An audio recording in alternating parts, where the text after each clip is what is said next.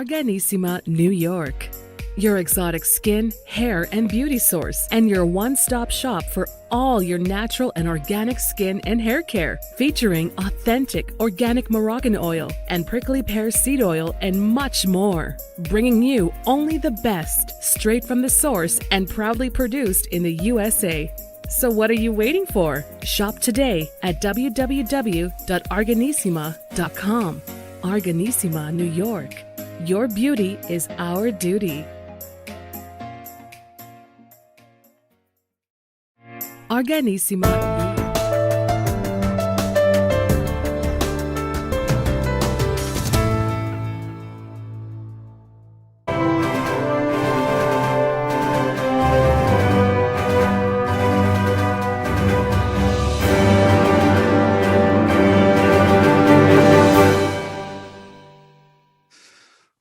Well, hello and welcome back to the iHealth channel, iHealth Radio. Again, as promised, a new show, a new guest, a new day.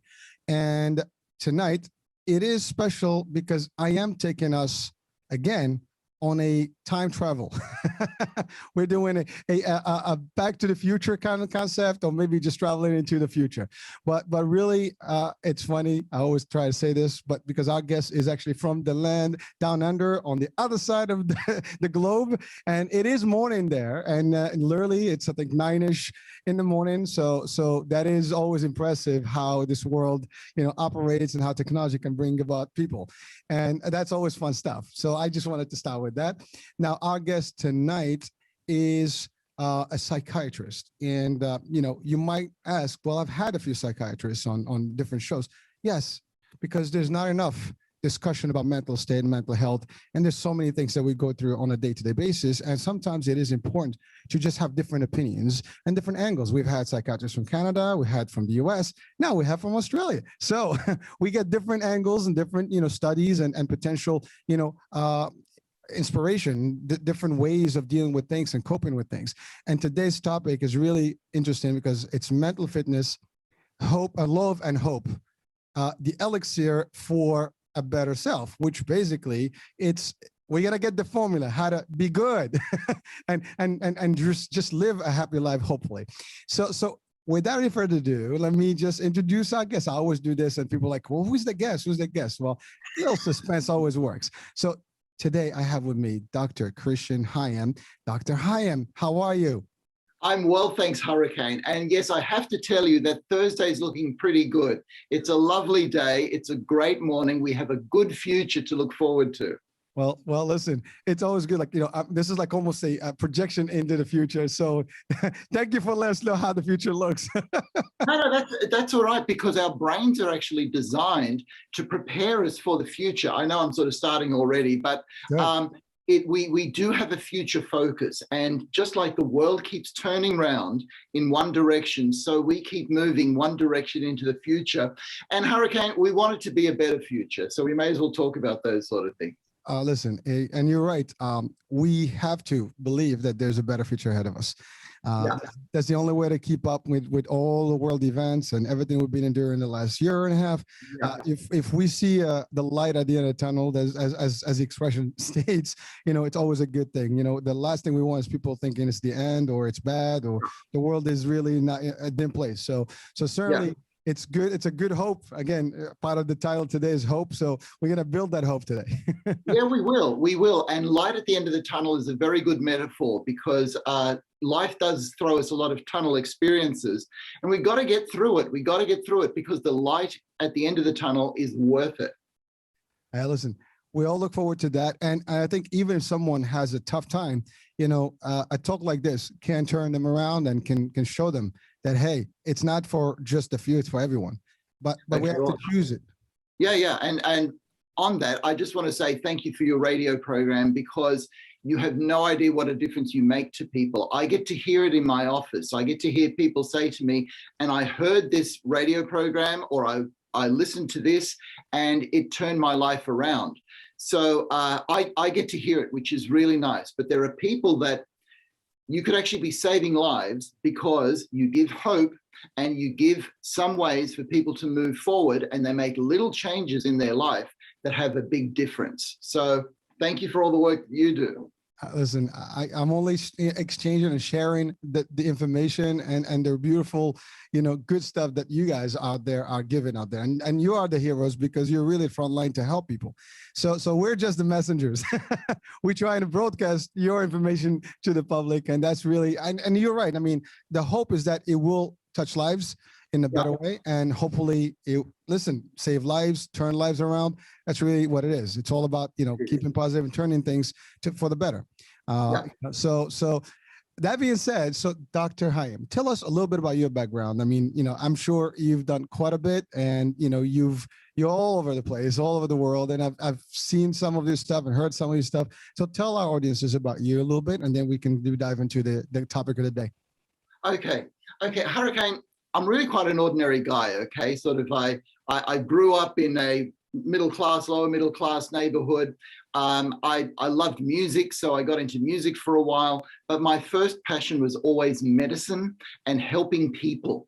And I wanted to help people through music, but I was able to combine that with medicine. And when I did medicine, I actually thought that I'd become just a general physician, all right?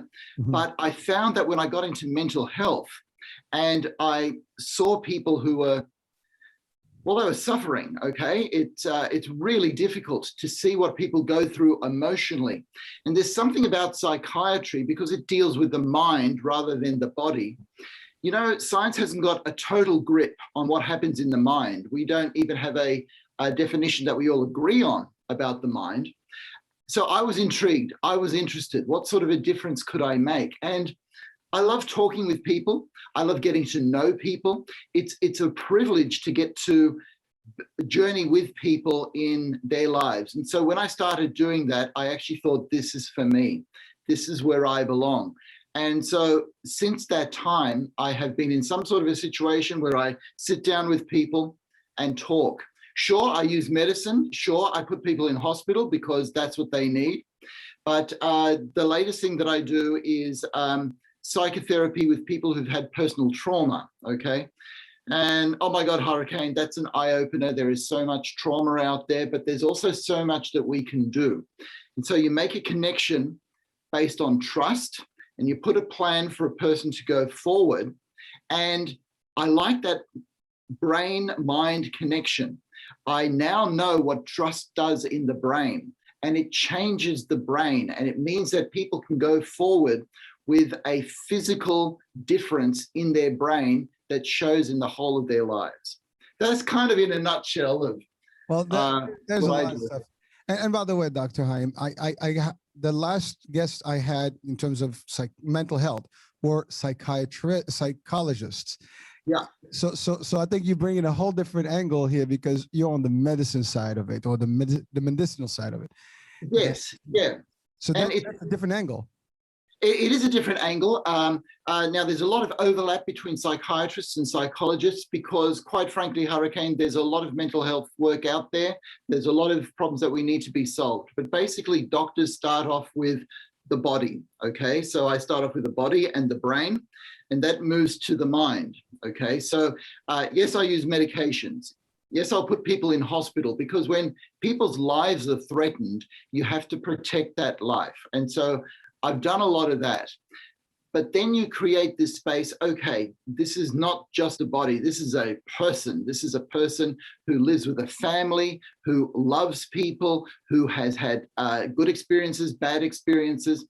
How does that line up? And so I'm interested in that whole interface there. Psychologists, they come from a humanitarian background, and they basically look at the normal mind and how the normal mind works. But there's a lot of overlap because all of us go through bouts of depression, anxiety.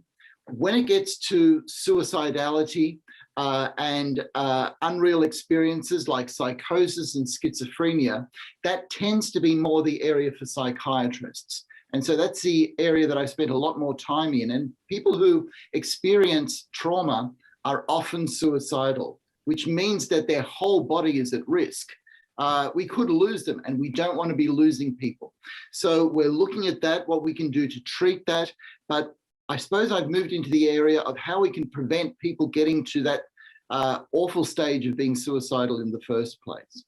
Well, we'll definitely touch more on that, but so we're talking about the mental state, and really mental fitness is part of the components of today's discussion. Yes. So let's dive deep on that one. Like, what is the definition of mental fitness, and what are some of the, I guess, the bad things that can happen to mental state, and the good things, and guess we'll take, you'll take us through the routine, what can work out there, and conditions that do impact or trigger things into humans. Yeah. Okay. So the word mental fitness is kind of one of those buzzwords of today, and it's a good term because it gives you the feeling of somebody who is an athlete, who's fit enough to get through their marathon, or a business person who's fit enough to get what they need done during the day. Okay. Yep. So both of those have to do with the body and our productivity, but they're really the end points, whereas mental fitness has to do with what goes on in our heads all the time. And what goes on in our heads is actually thoughts and feelings and desires, okay? And we don't talk about those quite as much because we have so many thoughts that we can't share them with somebody else, okay? So often with thoughts, people's thoughts can drive them to despair, all right? And people have a lot of thoughts that they think, oh, I shouldn't be having this thought. Or they have recurring thoughts and go, you know what am I supposed to do with this? How am I supposed to get rid of this thought?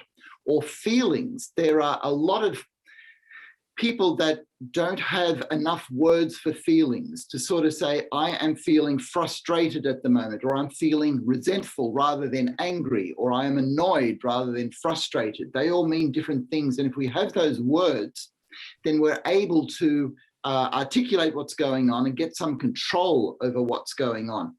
And that to me is mental fitness. So my definition of mental fitness is basically having good thoughts and feelings to prevent mental illness, all right? So we're talking about preventative mental health. And I guess that's where people can be saved, because if you can get them and early on and help them and prevent anything that can be negative, I guess then the conditions will be removed and people will be feeling better, right? Well, that's exactly right, except that thoughts and feelings are so ephemeral and we have them all the time and they can change from day to day, that for each of us, it's a lifelong struggle, in a sense, to get to know ourselves through our thoughts and our feelings, okay? But Hurricane, look, we live in a really strange world. And I'm not just talking about the last year and a half, all right? I'm talking about the last 4 decades when suicide rates have risen by over 33%. You would have heard all of this in the USA, and that was pre-COVID. And you've got to think, why? Or depression rates have been increasing by 63%. This is in 12 to 18-year-olds in a 3-year period. So the question is, why? Or self-harm has increased by 28% in a 10-year period. Why? And we're going through an opiate crisis. Why? Okay. Now, here's the thing. It's not our bodies. It's not our genetics, all right? Because our genetic makeup hasn't changed terribly much for about 60,000 years. So it's something in the way that we're living, all right?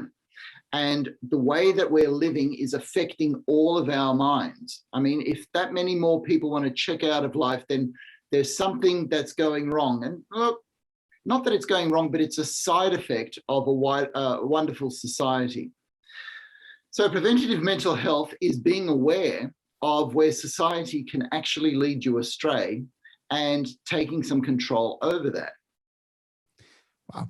Well, you're right. It's funny because you're talking about all these statistics, and last night's show was about teen suicide prevention. Yeah, I know. It's amazing. Right? Yeah, it's amazing. And since yesterday, I've heard some statistics that's just like, unbelievable. And you're right. I mean, humans are the same, but the conditions of living, the pressures, the environment, all the stuff that we're experiencing has to do with how we behave, how we see things. And again, it didn't help. I mean, last year was just a horrible year across the globe. Yeah, it was. Yeah, but before that, you have wars, you have this, you have kind of, crises, in the economy and all different things. And so it's a lot of factors. Now, in your expertise and experience, as well as the cases you've treated, I mean, are they common factors or common, elements that kind of drive people to these extreme, personalities or extreme measures or thoughts?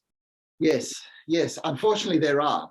Okay. Now, because the things that we're going to talk about are really quite broad and quite big. Okay, it's very hard to do science on big, broad things. So you brought up, we're going through a hard time, but humanity has always gone through a hard time. There've been wars, there've been famines, and so the question is, what's different? Because there is something different, and I'm going to talk about one thing that's a big difference, and then I'm going to take you inside of the brain to let you know what that difference makes. So the difference is we are disconnected as people, okay? That is because we are all connected to an internet. And since 2007, when the iPhones have come out, okay, we spend more time looking at screens, okay, and less time looking at each other, right? And there's a wonderful book by neuroscientist Susan Greenfield called Mind Change that looks at this question as to what computer technology is doing to our brains. And unfortunately, it's not good news. And never in the history of humankind have we had one activity that engages all of us so completely that it changes the way that we interact as a species, right? Now, that's kind of frightening. What I'm saying is we're losing each other. We're missing the family stuff, okay? We've got less friends than we used to. We live alone more, okay? Now, let me take you to what that does in the brain, okay? Because the brain is navigated to give us a better future. So we talked about time travel and going into the future at the beginning here.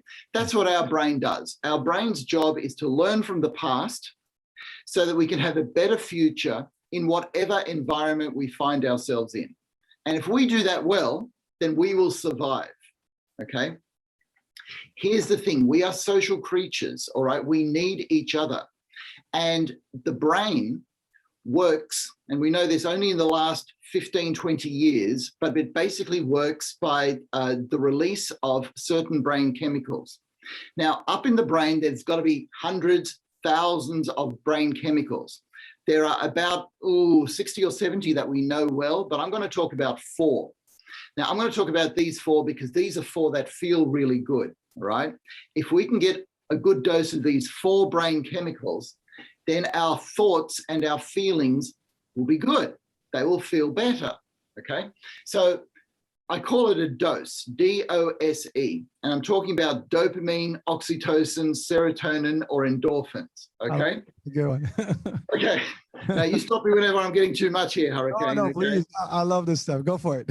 All right, okay. Now, basically people out there, they tend to know dopamine. All right. They tend to know that dopamine mediates pleasure. Anything from food, sex, computer games, a ding on your iPhone gives you that dopamine hit. But what gives you the most dopamine hit is people, right? Talking to somebody, having a hug with somebody that you like, having a conversation going, you know what, this feels really good.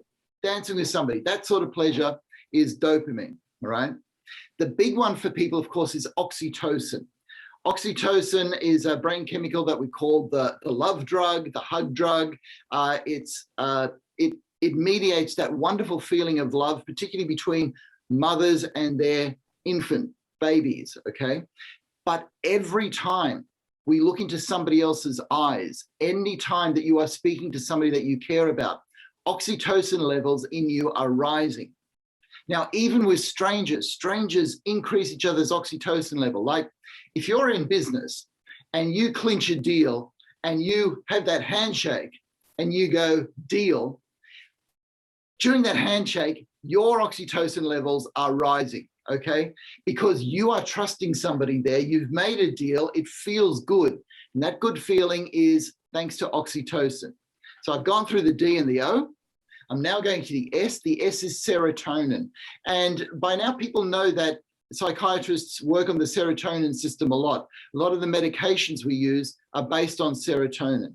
And serotonin is the chemical that makes you feel comfortable at home. So the picture that I like is when you've had a hard day's of work, you get home, you slam the door, you get in front of the people that you love, you kick your shoes off and you say, I'm home.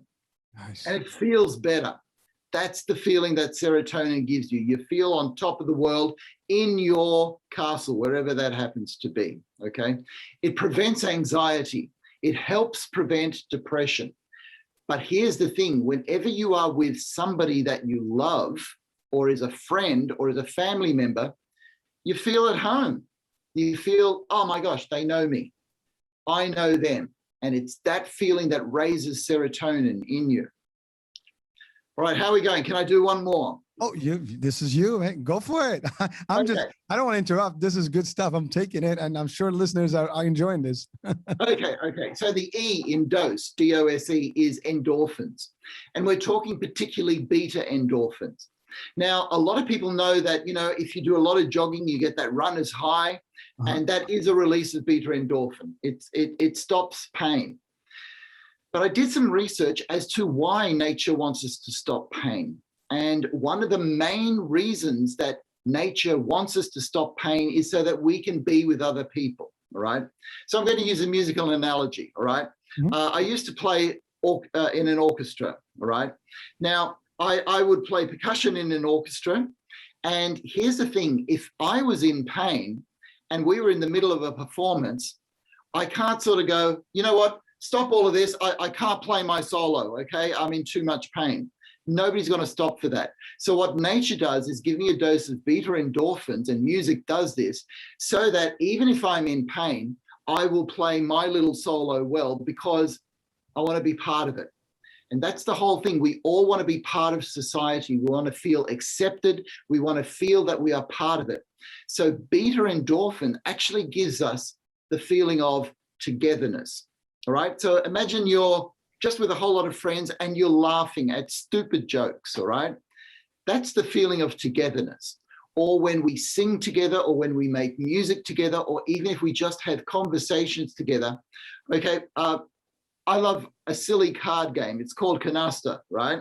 But when I play that with my family, that is releasing beta endorphins in all of us because we just like the feeling of being together. And it's not the game that we're interested in, it's being together with people and that feeling. So here's the thing, those four brain chemicals, dopamine, oxytocin, serotonin, and beta endorphins, they get released when we are with people, which takes me to, in this age of iPhones and computer screens, and that book called Mind Change, because we are all spending less time looking at people and interacting with them, these brain chemicals in all of us are just coming down slightly. All right. And we know through studies that people who take their own lives have low dopamine levels, low serotonin levels in particular, because when you got a low serotonin level, you're feeling lonely. You're not feeling part of the herd. You're not feeling part of the human race.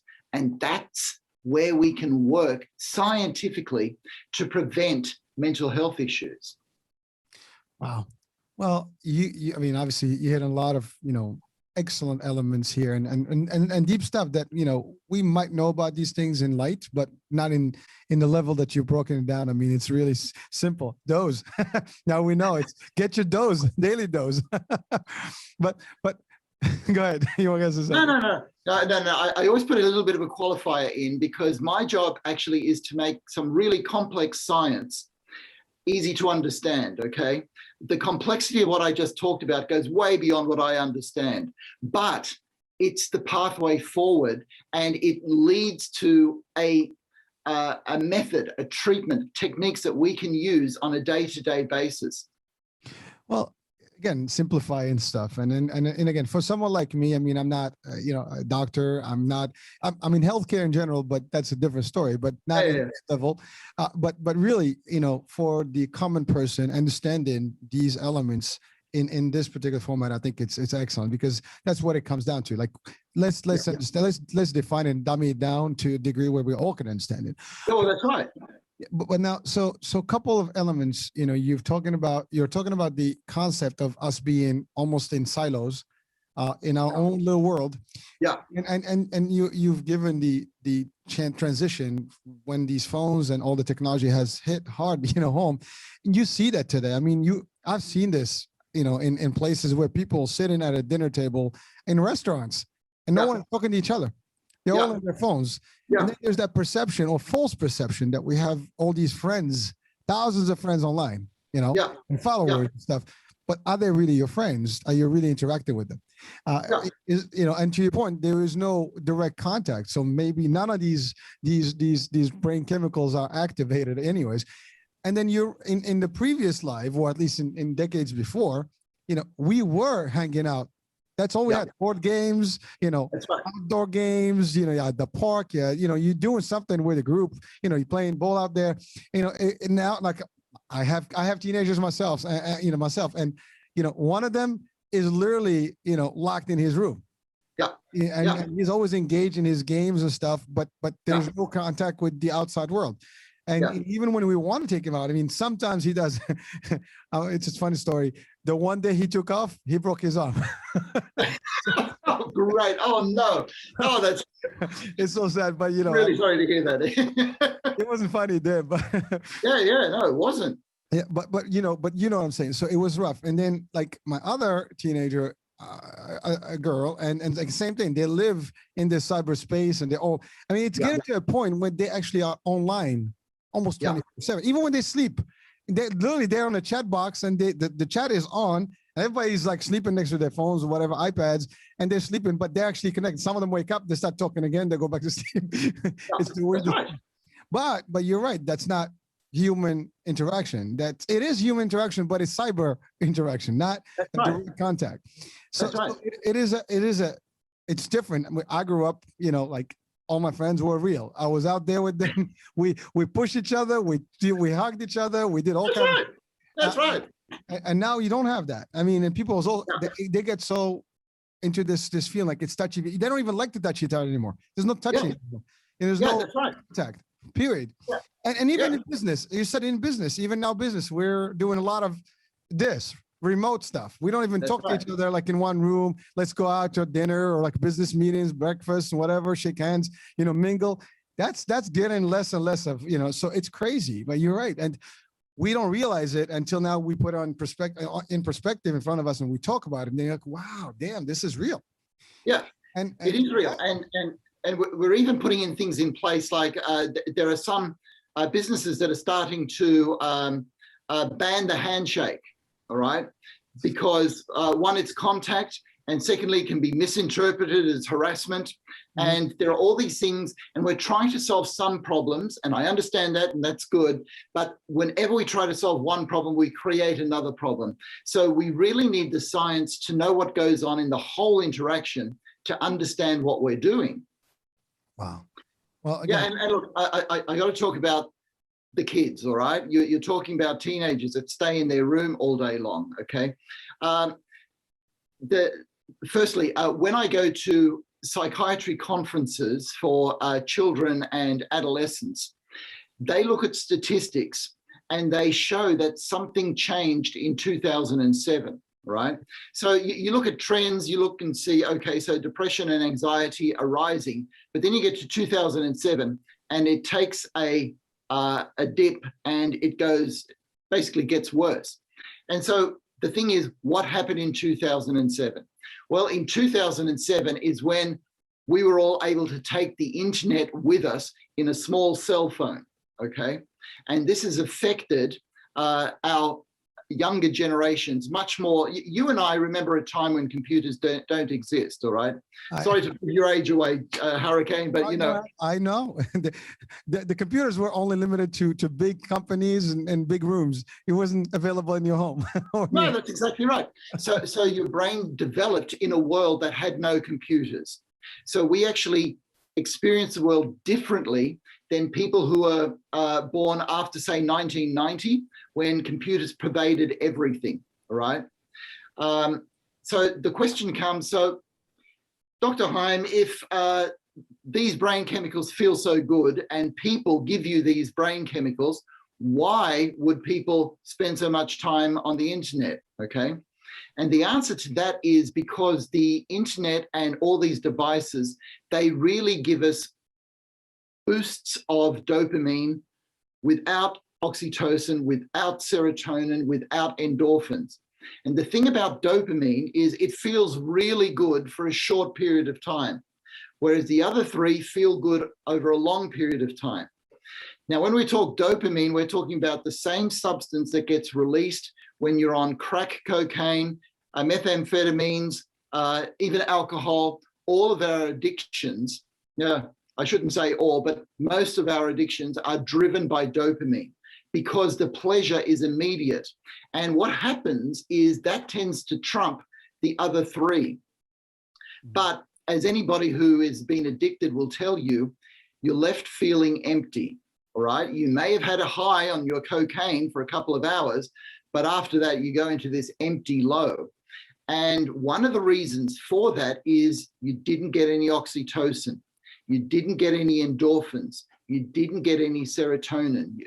You got a big hit of dopamine. Now, I've simplified that, right, a lot, but basically that's what's happening. And so we've got to get back to people to get our endorphins, our oxytocin, and the rest of it. So it's more like a temporary patch or caffeine kick, but that's about it. And then you get a crash, and then but you're not continuously in the same level. So similarly in insulin, if your insulin levels are up and down spiking, your body is not doing good. It has to be consistent.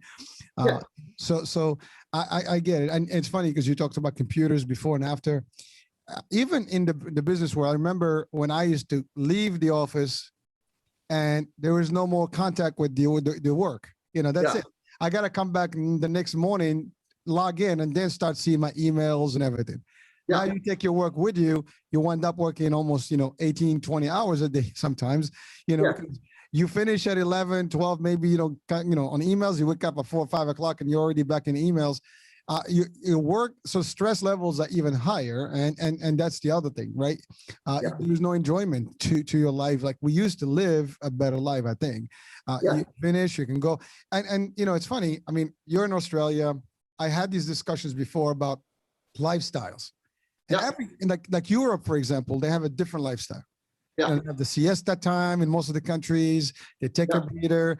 Everybody finishes, a certain hour. They have more vacation time. So there's different. There's more union, culture there. So the work world is different there, and even their food, habit is different. I'm not even sure how that works in Australia. Any similarities?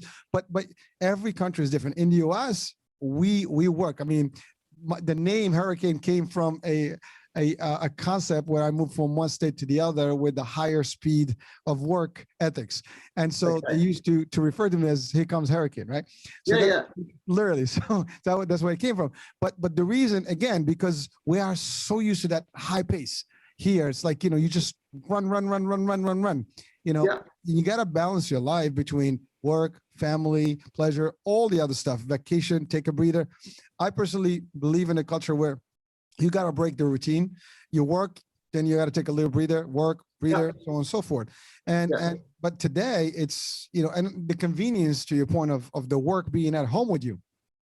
People don't leave right now. I mean, you can work 12 hours in front of the computer. Hey, I'm home, I'm relaxing, but you're really working. That's right. And you see that there's nothing wrong with hard work. Okay. We can enjoy our hard work. We can be productive, but Hurricane, look at you. You're a really gregarious person. You make really good eye contact. Okay. You're motivated. It feels good to be around you. Okay. And why is that? Because when we interact, right, you're actually increasing my oxytocin levels. You're increasing my endorphin levels. You're increasing my serotonin levels. And you see, when we get together in an office and there's flesh and blood, other people around you, that's what happens. So working hard can feel good.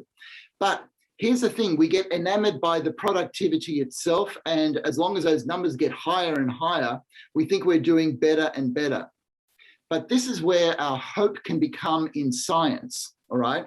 The thing about science is just a name that means knowledge, all right? So all that we have to do is understand what's going on. If we know what our interactions are, the hope is that we go, oh, wait a minute. If we stop these handshakes, if we do everything over Zoom, right, we're going to just lose out on some of these brain chemicals. Or if we're highly stressed, if we're sort of wondering what is on that email at the moment, or if the deadlines get too much, that's going to release noradrenaline, adrenaline, cortisol, and a whole lot of what I call bad chemicals, all right, for want of a better word. They're very useful, okay? The body tends to do everything right, but the science knows this, okay? And then what we need is people to translate the science into techniques that we can use on a day-to-day basis that make sense. It's no good if a scientific fact stays in a book, all right? Useless, all right? But science is complicated, all right? I find it complicated. But through the work that I do, you get to a few basic things that you can go, okay, you got to spend more time at home. You got to play with your kids. You got to relax. You got to unwind, okay? And you've got to be motivated to have hope for the future. So we talk about how to do all of that. Well, you're right, and there is a pleasure in that. I mean, and it gives you almost a replenishment of energy to go back again and do. You know, it's like you refresh, you restart your own body, your own mind, and like you go back more energetic. You can do more and produce more. Well, yeah. That's exactly right. Sorry for butting in, but in today's world, the workplace is becoming more of a family for a lot of people, okay? But because we're really focused on productivity and protocols now, where most people used to get their friends from work. Most people used to be able to sort of find some time just to have a 5 or 10 minute chat with a colleague. And people used to look forward to going to work because you know what? You'd be with people again. And that feels really good. And if we could bring some of that back to the workplace, that would help the way we all function as human beings. Well, I can tell you, COVID didn't help that at all. I mean, it just put everybody at bay, everybody locked down. I mean, you know, and there were a lot of critics in the COVID, you know, pandemic, you know, deep time. Yeah. We had all the lockdowns across all the nations, you know, whereby, you know, it impacted, you know, drastically people. I mean, even those that were in a good place, you know, a lot of them may have been affected, you know, adversely in terms of how their system reacted to it, because you were forced. I mean, listen, I mean, jail is punishment and lockdown is a form of jail. I mean, even especially for those people that may not have the space, or they live in maybe a building and they can't get out, or, you know, some countries have lockdowns, you know, and curfews. You can't even leave your place, you know, so it's crazy. And you're right. So the aftermath of all this is only going to begin to actually unveil itself going forward. And you're going to get a lot more cases of, and recently, I mean, at least in the US, we're seeing an increase in like shootings and random crimes and stuff like that. So I have to believe that there's a connection of all that. I mean, all that, you know, people that being stressed and anxiety and all that depression that they potentially got themselves into, plus the financial impact as well. You know, people are losing their monies, their homes, and whatever the case, they have to move. So all these things are having a bad impact. Now, you mentioned the word hope, and I think love in there somewhere. Love. So that brings us to that other item. Now, I know you have this concept of 7 love types. Yeah. Thanks for bringing that up, Hurricane, because I'm going to tie that to the COVID crisis, okay? Because you're right, COVID has not been good news for anybody, all right? But here's the hope. The human brain is designed to learn, okay? Which means that we can look at COVID and say, okay, what have we learned through all of this? And we've learned that it's a big problem. We've learned that every country made some mistakes. Okay, we've learned all that thing. But for me as a psychiatrist, here's the big lesson that we learned from COVID. We need each other as people. If we don't get together, we miss each other. All right. In fact, we've been apart from each other so long that some of us didn't know how to interact again. All right. It caused a lot of friction because we started to lose skills in getting on with each other. Right.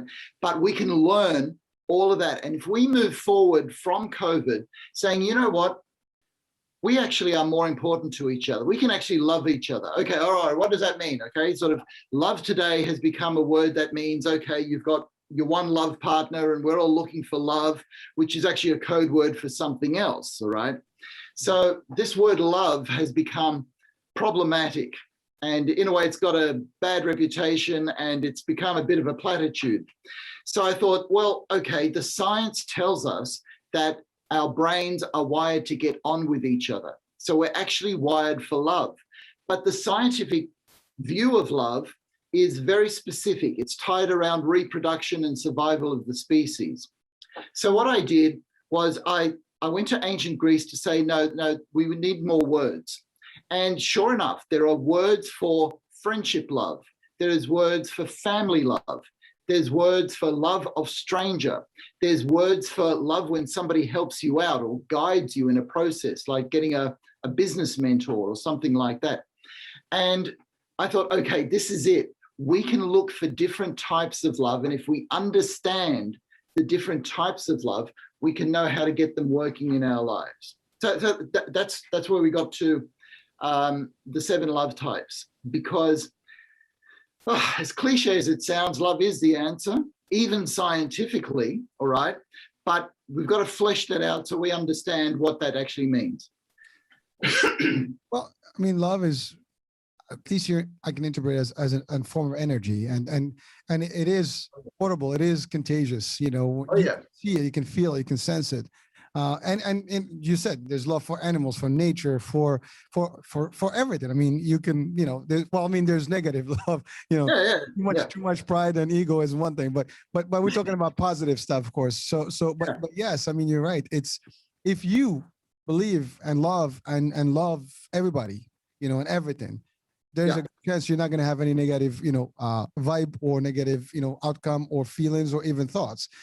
Because you always are projecting positivity. And you mentioned about, you know, the way I project, for example, that's just how I am. I mean, I love, I enjoy, you know, discussions, and, you know, people always like, you know, criticize me, like, you know, well, you talk too much, or you always smile. Like, listen, I'd rather be this. I mean, listen, I'm human. I do have my bad moments, and I probably, when I frown, it doesn't look good. but you know what it is? I mean, no, we're not perfect. We're humans, right? That's exactly right. But it's just the balance. I mean, we all are entitled to have a bad day or a bad moment. But the question is, how do we get out of it? And I think with COVID, there is 2 parties. There's a group that was able to make it, or they survive it through resilience and different ways, and getting, you know, active with other things to get them by. And there are people that just couldn't do anything and just kind of collapsed. And then the outcomes are 2 different, you know, really, you know, bad or good. I mean, either way, you're going to have a pool that's going to be in a good place, and a pool is going to be in a bad place. But that's, you know, so that's love. But then anxiety is part of our issue too. Right? We all get anxious about things. So I'm sure you've treated a lot of that, of those issues. So what can you tell us about that? Like, how can we live in your terms, an anxiety-free diet type? Okay, an anxiety-free. Okay, so the thing about anxiety is it's actually very different to depression. All right. Now, it's normal to get sad, but when you get a clinical depression where you just can't get that feeling up again, all right, that is something that's gone wrong. Okay. But anxiety is something that is normal for all of us. Anxiety will let us know when we've got to be just a little bit more careful, all right, or when we've got to put a little bit more effort in. So it detects a threat in our brain that prepares us for the world. Now, that's fine, that's good. But if you get too much of it, all right, anxiety can be like a monkey, all right? Sort of, if you get a little bit of it, it can feel like a roller coaster and an adrenaline rush. But too much, it's screaming all over the place. It's making a mess of your life, all right? And because of the uncertainty that we have in today's life and the quick change and the COVID crisis, we are all carrying an extra 20 pounds of anxiety, okay? Now, you ask me, what can we do about that? Okay, now psychiatrists and psychologists have like dozens of techniques to cope with anxiety. But I'm only going to give you one because it relates to all that we're talking about today. When your child is anxious, what do? You hold it, you pat its hand, you cuddle it, okay? So it gets that feeling, it gets a burst of serotonin, all right? It sort of says, hey, you don't have to be that worried. You're with me. I am here to protect you. And so the more we get around people and actually have physical hugs, all right? People you know, all right? I don't think you should go and hug the bus driver or anything like that. We have that experience that I need a hug. Yeah, that's right. You can go and say, like, I just need a hug. You know, I've seen that actually done in some trainings and stuff where people are just like, let's hug someone. Let's just. Oh, I tell you, I want to bring that back. Got to bring it back. Yeah, you know, there's nothing wrong with that. I mean, you know, it's completely innocent, and it works. You know, it's just. Yeah, that's right. But you're right. These are things that we've probably seen, heard, and even done, but we never related to the mind state or the state of mind, rather. Right. That's right. And this is where science helps us because you see, for thousands of years, we've actually dealt with anxiety by cuddling each other. For thousands of years, we've prevented depression by having hope in life. But it's only in the last couple of decades that science has unraveled how that relates to our brain. And the thing is, we don't have an excuse anymore. We know that hugs are good for us. We know that living together in cooperative societies is wonderful for us. We don't just enjoy it, we need it. It's not an option.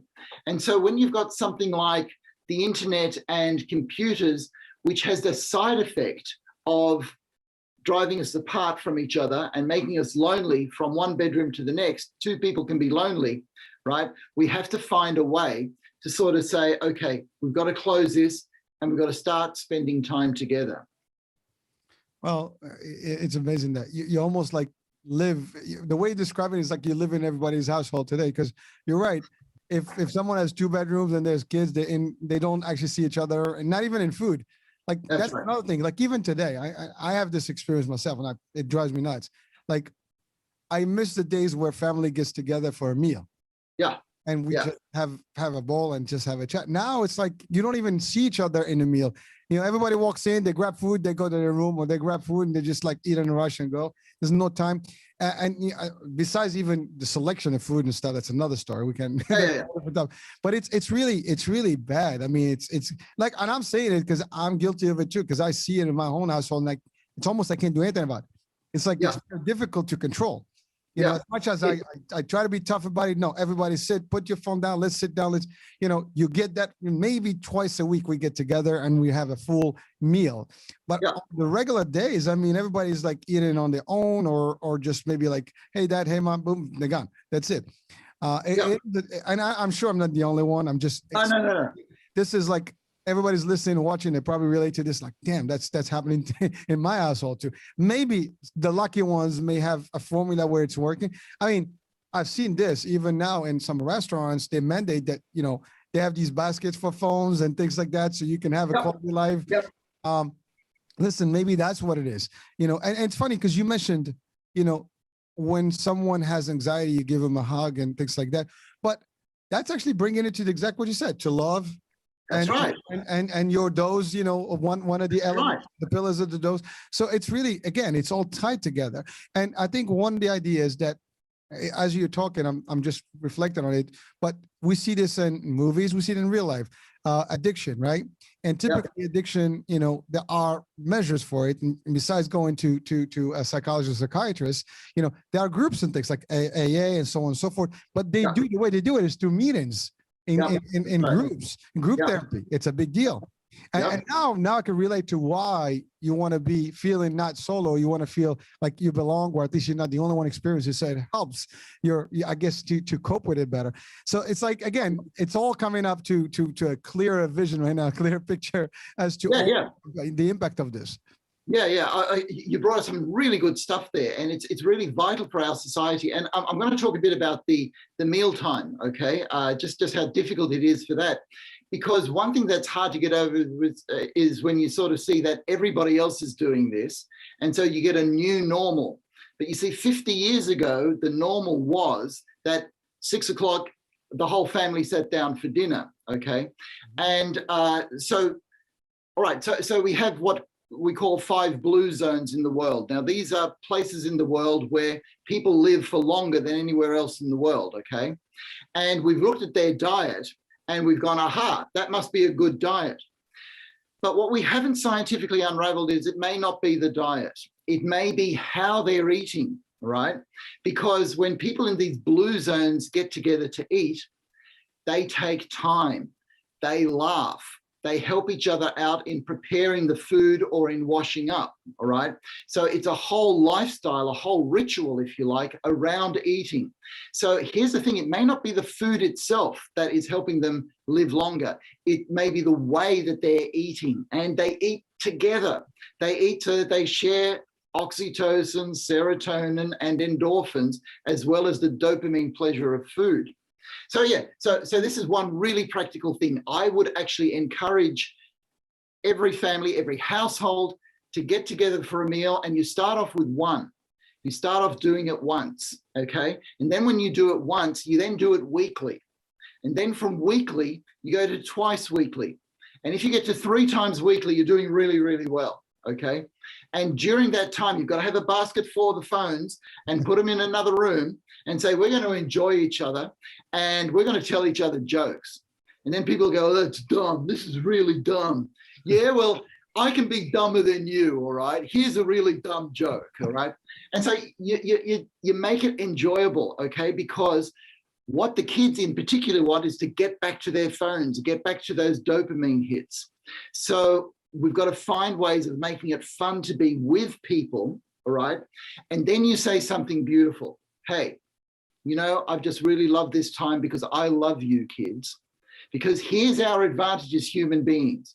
The internet will never tell you that it loves you, all right? It just can't. It won't. In fact, it demands love from you, but it doesn't give back. Whereas all of us, we give back to each other. And so then at the end of the meal, you give everybody a hug, a kiss, you say, okay, go and enjoy yourself. But I love this time, all right? Because what happens is a lot of parents get together at the meal table and then they'll sort of go, oh, well, I had a hard day today and you're not doing this and blah, blah, blah, blah. And they destroy the mealtime because that's no fun. It's more fun for the kids to be on their iPhone. So you've really got to work to make that time a time of fun. And it'll be artificial at first, but it'll start being natural afterwards. I have a solution. Oh yeah, good. I just take the Wi-Fi off the house. I shut it down. I've done that actually. When they really annoy me, I just shut it down. And then all of a sudden, about 2 minutes later, everybody comes out of like the little ants coming out of the little, homes, and they come right out. Dad, there's no internet. Like, yeah, it's off. We can sit down. Let's play some board games or something, and it works. Wonderful. And it's funny. It so happened that about maybe a couple of weeks ago, I had a power outage in my area. Yeah. For about 2-3 hours. So there was no computers, there's nothing, and luckily their cell phones were actually dead, so they didn't have them. So they wound up the ones asking, "Oh, let's get together, let's get some board games, let's play together, let's get some fun stuff." And they were demanding to actually be together, and playing. I'm like, so we should just be camping it more often with no technology. Yeah, oh, definitely. We okay. So science again. We have studies that show that each of us need to spend 2 hours away from technology in nature every week, 2 hours a week. Okay, so that's a family picnic, that's a walk in the forest, that's an afternoon at the beach, whatever. Okay, but that sort of family time in nature really clears the head. Wow. Well, so there's one more item I wanted to ask about. So now we're talking in general terms, but you have multiple personalities. Everybody's different. Yeah. And, there's also cultural differences or religious beliefs. How does that all play in all this? And I'm assuming that most religions and beliefs have one thing in common. They all kind of preach love and peace. Okay. So how does the science or the mental, state, apply here? Okay, so firstly, there's 2 things that I want to say. Firstly, that the science shows quite clearly that people who have a belief system, a religion, and they are part of a worshipping society, they do better in all health parameters. They live longer, they have better blood pressure, they have better mental health. And but here's something recent as well. We found out that if your belief system is in science as a belief system, okay, and your hope is in that, you get those benefits as well. Now, part of those benefits have to do with being with people, but part of those benefits is finding meaning and hope in life, which brings me to the work that I do, because what you say is exactly right. We've been talking quite generally and quite broadly, but we are all individuals and we're all very, very different. Mm-hmm. And when I work with somebody in my office and for, let's say, an hour, we've got a door closed, no interruptions, and we just get into this space of being together, I get to know the workings of an individual. And so, yes, there is always a place for finding what the individual problems are and what the individual solutions are. But what really helps is that we are two human beings getting together. And just by me understanding what's going on in somebody else's life, that in a sense is a form of love, because I'm getting close to that person in a professional context. But because of that, they feel very validated as a person. And so you couple that feeling that you are worthwhile as a person together with techniques based on whatever psychotherapeutic framework that I'm using at the time, and the person then has hope to say, yeah, life is worthwhile. But see, the thing is that we can do this for each other, all right? Couples can do it for each other. Father and son can sort of do it for each other. Mother and daughter, okay? All those relationships, we can give each other the feeling that we are worthwhile as human beings, okay? And it just goes forward from there. Well, Dr. Heim, I can tell you this, it's a lot of good stuff that you've shared today. And while some of it is pretty simple to understand once it's explained properly, which I think you did a terrific job of breaking it down to us in lay words. And I really understand it a little bit more in terms of how and what the impacts are. Yeah. And you mentioned earlier, we talked about the hope and the light at the end of the tunnel. Yeah. Life is worth it. And you're right. I mean, life is worth it. And there's plenty to do. And you know what? Live it to the fullest. Enjoy everything. Enjoy the people around you. Because before you know it, some of these folks may not be around. And that's just how life goes. That's right. We all lose people that are close to us, parents or friends. And no one knows when that happens. So enjoy every moment of it and do the best you can.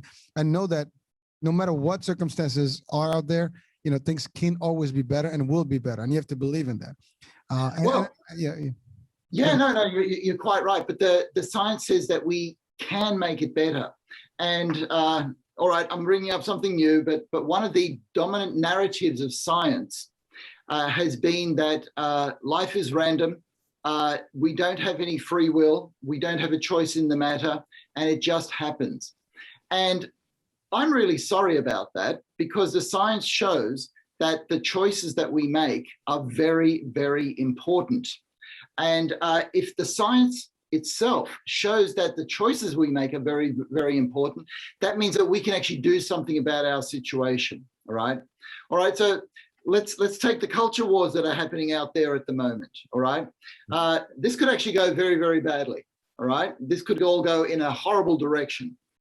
It could actually make for a world where we're getting on better as people and understanding us more.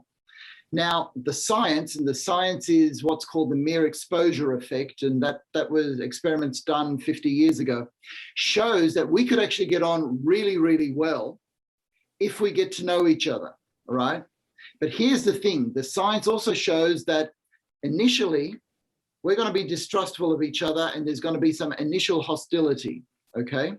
So in other words, the science is showing what we're actually going through. But here's where choice comes in. If we can become curious about each other, then we can actually start to accept and like each other, all right? So the easiest way of looking at this is Chinese restaurants. okay? San Francisco, New York City, Melbourne, Sydney, Vancouver, they've all got their Chinese restaurants. When the Chinese first got to a place, people were suspicious. People were hostile. Now you have arguments as to who's got the best Chinatown. Is it San Francisco, New York, Vancouver, or Sydney, all right? We're proud of our Chinese heritage in our society. Now that's taken a long time, but scientifically we know that that's what happens, that when we're together with people, we will actually get to like each other. But it becomes our choice.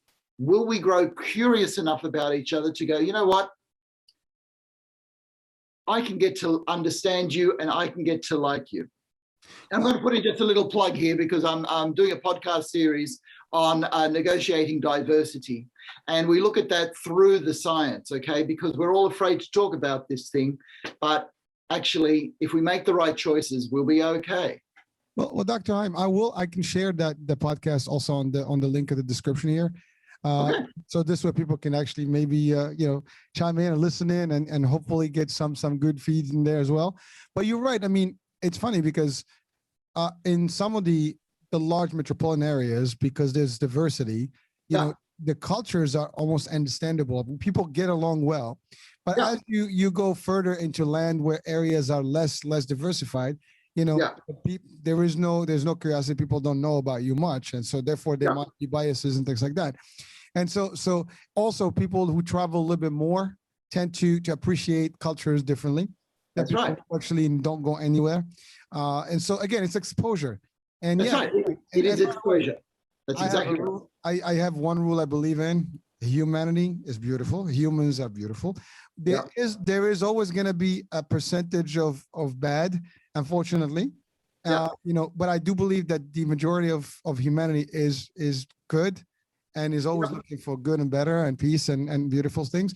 And you know, I think sometimes it's just knowing, understanding, learning. Yes. And that's really what makes a difference between, you know, someone who has a problem with everyone and someone who loves everyone. That's right. That's right. That's right. And that knowing comes from science, because that's what science is. Nice. And, you know, even the towns where exposure is slower, it means that acceptance is going to be slower. All right. Sure. But they can still head in that same direction, in the right direction. Okay. And it comes down to our choice. If we're curious about each other, and if we know about the effects of love on these brain chemicals, then we start to go, oh, you know what? If I get to know this person, I'll actually make another friend. Okay. And life will actually be better. Well, Dr. Heim, I mean, I always relate to one example. Kids at early age. I don't care. You can put 10 different culture-based kids in one playground and just have them, give them a ball or some sort of, I don't know, cricket or something that they can, I mean, I'm relating to a sport or maybe a rugby, something, you know, that they will relate to, baseball, whatever, and they'll get along well. They don't know the difference. They just enjoy, they're going to love each other. No. So talking about choice and understanding, we make the choices to love and hate. We make the choices to accept or not accept, you know, because we develop those things based on what we expect, what we want, and what we hear. And I think that's the problem. And to your point, talking about phones and internet and stuff, I mean, there's a lot of stuff, good and bad in there. So if you are seeing a lot of bad, well, you're going to get the bad. If you see a lot of good, you're going to see the good. It's really contagious. It is. You're right. Our emotions as humans are contagious because we all affect each other. So we may as well choose to get along, Hurricane. We may as well choose to get along. Listen, you and I, we can definitely, you know, preach that, and we want that, and hopefully we can, you know, just contaminate as many people as we can with this. You know, and I think that's really what really it's all about. It's really sending a positive message and really giving people hope, you know, through mind, I guess fitness, as we said earlier. And really just, you know, we can be good. We can do good. We can have. Yeah, we can.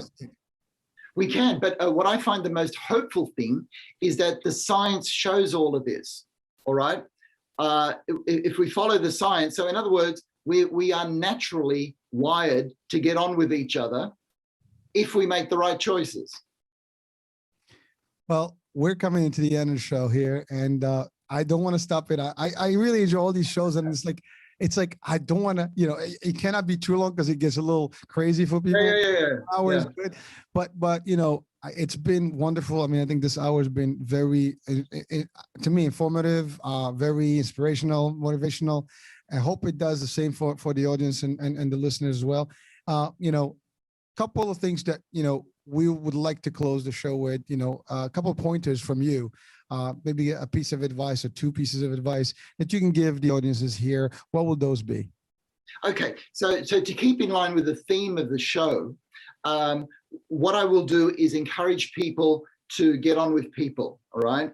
Now, during this COVID crisis, I've been encouraging people to get in contact with a friend that they haven't spoken to for decades, or to sort something out with a parent or a child or a sibling that has been, that nagging issue that means that we don't talk as much, and just gently re-engage with people to start sort of moving out and saying, yeah, I can actually do something with people. I mean, hey, we've got the internet, we've got email, we've got phones, we've got all of these things, so we can actually get in contact with each other.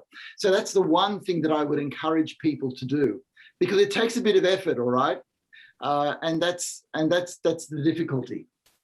Well, thank you for that advice, and I think it is wise, and it is easy too. I mean, you're right. We can contact each other, and we can even meet with each other if we're close enough.